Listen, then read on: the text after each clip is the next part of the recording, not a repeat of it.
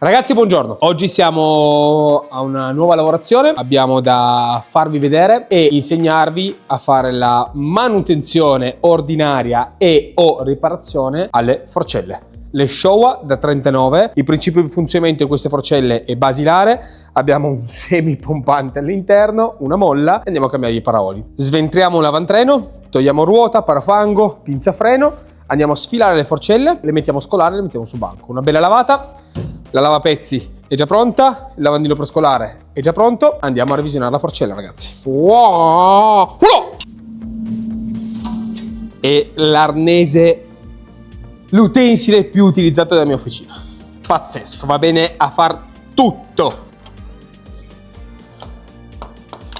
Giusto che non venga a romperci le...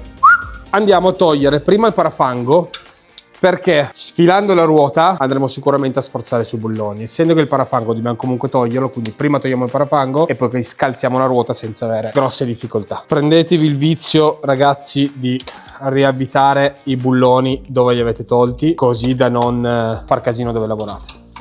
Un minimo d'attenzione per il parafango.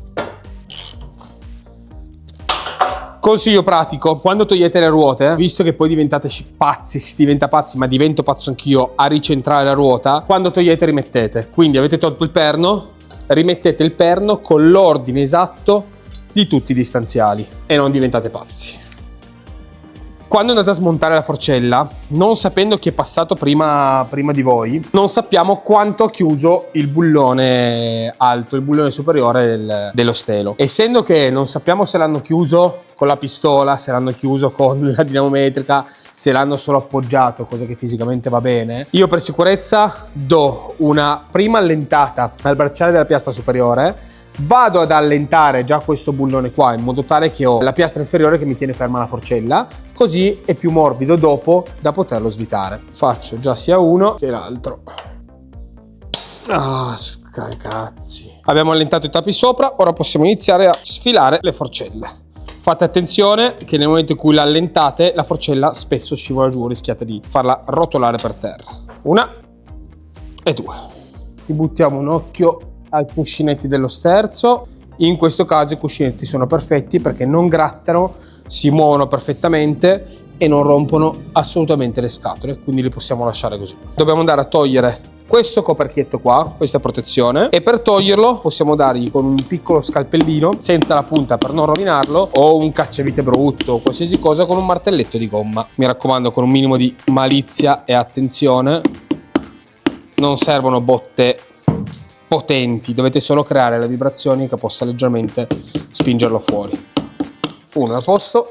Nel mentre siamo qua, togliamo già anche il parapolvere, tanto andremo a cambiarlo e si cambieranno sempre i parapolveri e lo andiamo solo a distanziare dallo stelo della forcella. Togliamo già anche il fermo e questo ci fa già vedere che è una forcella che perdeva da un po' e molto probabilmente il cliente la asciugava, poi si è convinto a rifarla. Facciamo anche l'altra. Attenzione, doppia fatturazione energia a suo nome. Andiamo a togliere il parapolvere, il seggero all'interno e ora siamo pronti per aprirle. Noi dobbiamo andare a svitare come primo bullone il bullone che c'è qua dentro. Se spagniamo questo bullone qua, non dico che ce l'abbiamo in quel posto, però allunghiamo la lavorazione perché questo è un bullone metrico normalissimo. È un M6 classico, M6 per 25 con la testa brugola da 6. Il problema è che dobbiamo andarlo a trapanare senza rischiare di andare a rovinare la sede. Quindi il consiglio che vi do io è questo: prendete la brugola la più bella che avete, non andate a mano perché a mano rischiate di non dargli gli impulsi e di non svitarlo perché tante volte sono abitati all'esasperazione. Prendete il martelletto e gli ricreate la sede e gli create anche una piccola vibrazione. In questo caso è andata non bene, benissimo, e qua ci fa già vedere quanta porcheria e quale porcheria abbiamo all'interno della forcella. Pronti ragazzi? Guardate che roba. Dovrebbe essere olio quasi trasparente tendente al giallino. Attenzione anche qua perché c'è il rischio che vi salti la molla in funzione di quanto è tirata. Ok, togliamo la molla. Guardate qua che roba, ragazzi. Per sfilarlo, una volta tolto il seggio da qua sopra, dobbiamo semplicemente dargli un po' di botte. Ricordiamoci che all'interno c'è uno spessore, un cilindretto di centraggio che dobbiamo andare a togliere, dobbiamo andare a riseparare tutto quanto, che andiamo a esaminare e vedere fisicamente gli scorrevoli in che stato sono. Purtroppo questo, ragazzi, è un lavoro dove vi sporcate. Ora direi lasciamolo scolare un attimino e andrei a lavare pian piano tutti i pezzi. Prima di buttarli in lavapezzi gli do giusto una sgrassata, questo per prevenire la sporcizia che andremo poi a creare dentro la lavapezzi.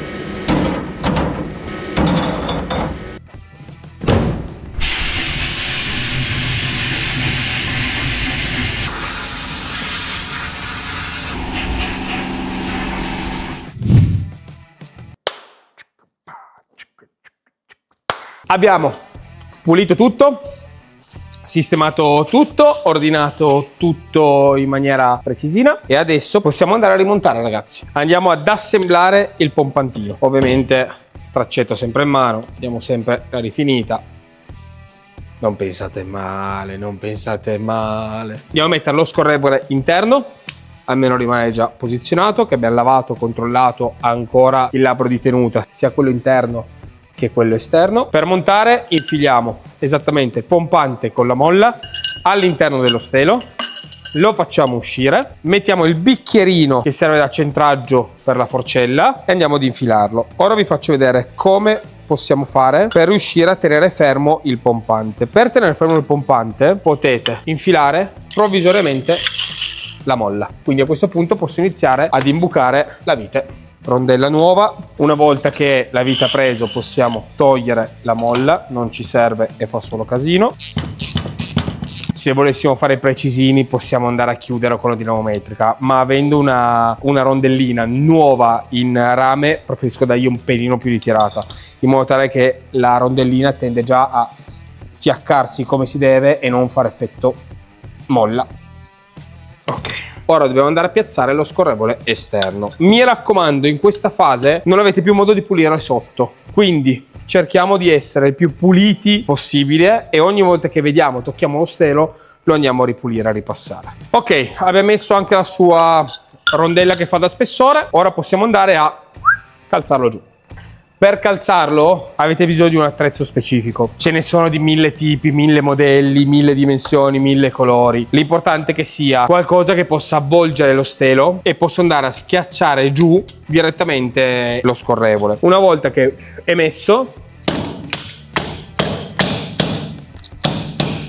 a posto. Per sicurezza controlliamo che lo scorrevole sia andato a battuta sotto e possiamo rimontare. Prima di rimontare tutto e mettere il paraolio andiamo a dare ancora una piccola pulita, quindi sfiliamo leggermente lo stelo, lo puliamo, ripuliamo la sua rondella che fa da spessore e mettiamo giù. Ora possiamo andare a mettere il paraolio.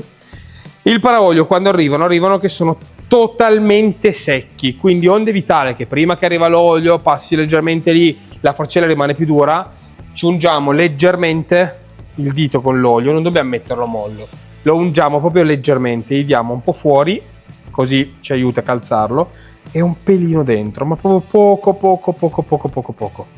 Bisogna prestare attenzione all'inserimento del paraolio, quindi non dovete andare dritti per dritti perché rischiate di mangiare il bordino. Lo premete da un lato e lo fate lavorare con la molla. Una volta che è infilato potete andare giù. Consiglio che vi do: quando tirate giù il paraolio non andate mai fino al fondo direttamente, perché se io adesso vado a tirarlo giù, bensì che ho pulito lo stelo più e più volte, io comunque tutta della porcheria che mi rimane sullo stelo. Tutta questa porcheria rimane già attaccato fisicamente allo stelo, quindi è già un ipotetico rischio che possa andarmi di nuovo a infilare qualcosa all'interno dello stelo e a farmi del paraolio, e andarmelo di nuovo a lacerare, di nuovo a slabrare, e abbiamo di nuovo la perdita dell'olio. Quindi lo facciamo scorrere un paio di volte per andarlo a pulire il più possibile, il più in basso possibile soprattutto. Nel momento in cui l'abbiamo pulito un paio di volte possiamo calzarlo giù e siamo a posto. Per infilare il paraolio, stesso identico procedimento. Queste unghie qua sono asolate, quindi non vanno a beccare direttamente sul labbro dove c'è la molla, ma stanno sull'esterno.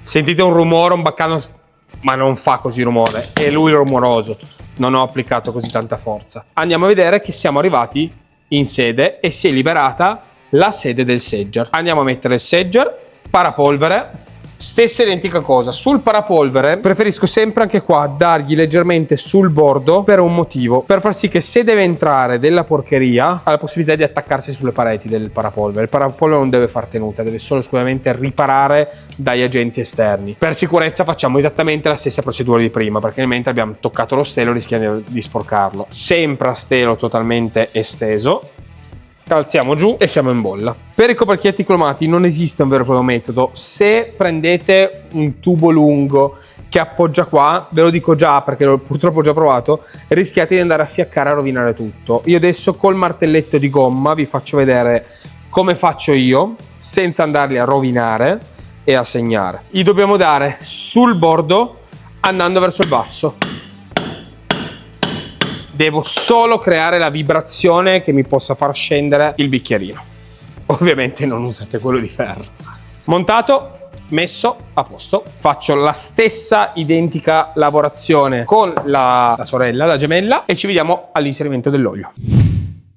Ok ragazzi, siamo arrivati al punto di poter inserire l'olio. In questo caso qua, in questa forcella qua, andandola a provare prima di smontarla, mi sono accorto che andava un pochettino troppo a fondo, troppo a pacco. Essendo che la molla non è ancora snervata, deformata o via dicendo, ho deciso di fare, come faccio a tanti, un piccolo spessorino che serve a dare un pochettino di vita ancora più alla molla. Sono 4 cm all'incirca. La facciamo sia a destra che a sinistra, diamo un pelino più di precarico alla molla, così vediamo se riusciamo a renderla un pelino più rigida, perché in fase di frenata si vedeva che la moto andava molto giù. Quindi mettiamo l'olio. In totale sono 350 ml per forcella, sono 3,5 e mettiamo come gradazione un 6,20. Facciamo giusto far lavorare un paio di volte la forcella per vedere che appunto l'olio scorra e rallenti. Allora ragazzi, abbiamo messo l'olio, ora andiamo a calzare la molla. L'unico piccolo problema è che non ho ancora comprato la morsa apposta per gli steli, quindi dovrò farmi il culo. E per farmi il culo chiederò aiuto al mio caro buon cameraman. Dobbiamo comprimere la molla e inserire questo. Allora la forcella deve appoggiare giù e lo stelo deve rimanere su, così. Non devi fare troppissima forza.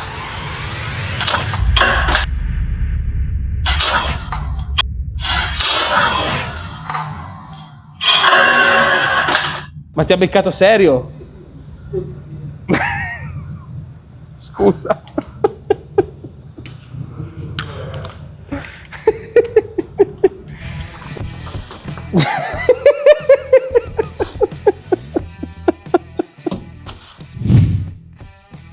Ce l'abbiamo fatta. Ora la andiamo a ricalzare sotto la moto e andiamo a provarla. C'era già il segno di dove era messa in precedenza, la rimettiamo lì. Puntiamo e gli diamo una leggera stretta, sia quella destra che quella sinistra, e poi andiamo a tirarle con la dinamometrica. Andiamo a montare la ruotellina e ovviamente andiamo a rimettere a posto anche tutti gli spessori per il posto in cui erano. Quando avete chiuso il bullone, ricordatevi che il perno della ruota è chiuso saldamente sulla forcella di sinistra dove c'è il dado. Su invece il gambo di destra, la forcella di destra, lui deve scorrerci. Ovvio che non è che la spostate, vedete che diventa elastica. Dove si ferma la lasciate lì e potete andare poi fisicamente a chiudere anche il blocco della forcella. Queste chicche chi ve le dà? Saluto sgancio. Semplice. Forcella, ruota chiusa, andiamo a mettere la pinza freno. Parafango. Ok ragazzi, come ultima lavorazione devo andare solo più a fargli l'olio di freni davanti. Vi farò vedere anche se abbiamo risolto il discorso del precarico della forcella. Metto l'olio di freni nuovo, facciamo il lavaggio di freno davanti e poi vi porto con me.